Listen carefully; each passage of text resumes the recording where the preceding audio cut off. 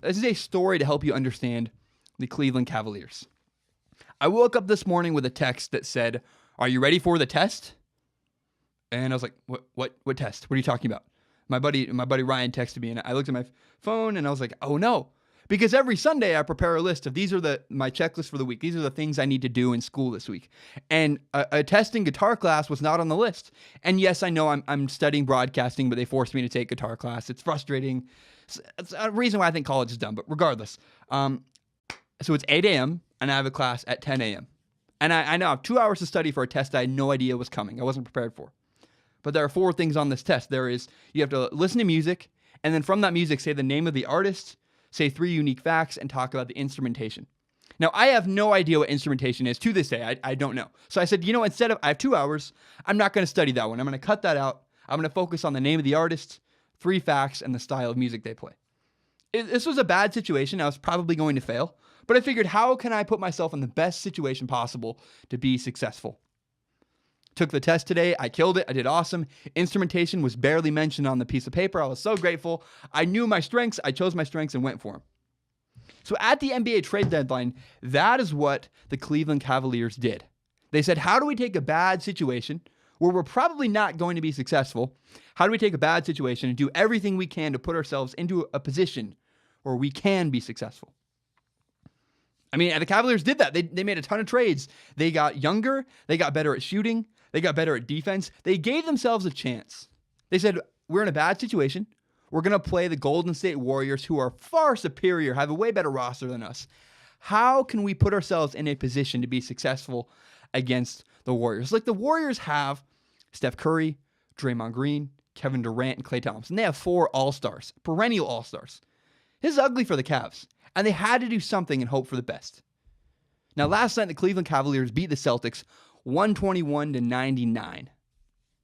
The Celtics were trying to win, by the way. The Celtics were doing a night where they honored Paul Pierce. They were in it to win it, and yet still, the Cavaliers looked like, they looked like they had fun. The Cavaliers looked like they were having a good time. They won easily. They won walking away, and they played fantastic. And we saw like a rejuvenated, I'm sure people use, I didn't listen to any sports radio today. I'm sure people use the word rejuvenated LeBron James a lot. I apologize for doing the same thing, but that's what I saw last night. I was like, wow, LeBron he looks different. He's making passes. He looks excited on the sidelines. You watch him celebrating with his teammates. Look, the Cavaliers cannot beat the Warriors. I'm sorry, their roster is better. Again, they're better at shooting, better at defense. They're younger, but that doesn't mean they're able to beat the Warriors. That's not true. But if one of the 4 stars for the Warriors do get injured, then the Cavs have a chance. If someone on the Warriors gets hurt, the Cavaliers do have a chance to win in that scenario. And that is the benefit of the trades they made. They put themselves in a position to be successful. They said, what are our strengths? What do we need to do? How do we do that best? I got lucky today. I got lucky that the test was not about instrumentation. The test was about the other 3 things I did focus on and did study. But it paid off. I took a risk and it worked. And that's what the Cavaliers also did. They said, look, we're still going to need a lot of help. We're going to need one of the guys to get injured if we want to even compete with the Warriors. But they did that. They put themselves in the best position they possibly could to be successful.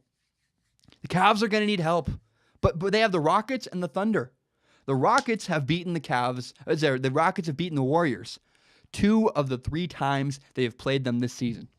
They added Chris Paul this offseason, and they look better on defense. They are much improved. I think they went from 18th or 8th right now, I believe, in defense in the NBA. They're a much better team than they were last year. And the Thunder just smashed the Warriors. That is with a caveat. The Warriors had kind of an off night. Did I say Cavs? The Thunder just smashed the Warriors. They absolutely took them to task. Now, the Warriors had kind of an off night shooting. I think they're ready for the All-Star break. They want a break to rest. But regardless, I believe the Warriors could be significantly challenged in the playoffs. And so by the time they make it to the finals, by the time they play the Cavs, we could see a tired, worn out, kind of beat up Warriors team. And if that's the case, that is a team the Cavaliers could take on. So in the playoffs, the Cavs could have an advantage if, and only if really, if the Warriors are kind of banged up, maybe Steph Curry gets hurt, he's gotten hurt in the past, maybe Kevin Durant, or I don't think Draymond Green gets injured, I just don't think he does that, maybe Klay Thompson, I don't know. But if someone on the Warriors gets hurt, then the Cavs have a chance, and that was the benefit of their trade. They made them better next year. They made them better now, and they gave them an opportunity. If a window opens where the Warriors are vulnerable, the Cavs are ready to finally compete with them. And that was the benefit of their trade. So I was pretty harsh. I said, look, I still don't think the Cavs have a chance to beat the Warriors. But if they get help, if the stars align, then the Cavs could possibly have an opportunity to beat the Warriors in the NBA Finals. Help me grow Strong Opinion Sports by telling your friends about this podcast. Share it on Facebook, on Twitter, on Instagram. Copy the link. Share it on Reddit maybe. I don't understand Reddit. And if you really like this podcast, if you love this podcast as much as I do, remember that you can subscribe to Strong Opinion Sports on iTunes, on SoundCloud, on YouTube, and on Google Play. Spotify coming very soon. Thank you so much and have a great day.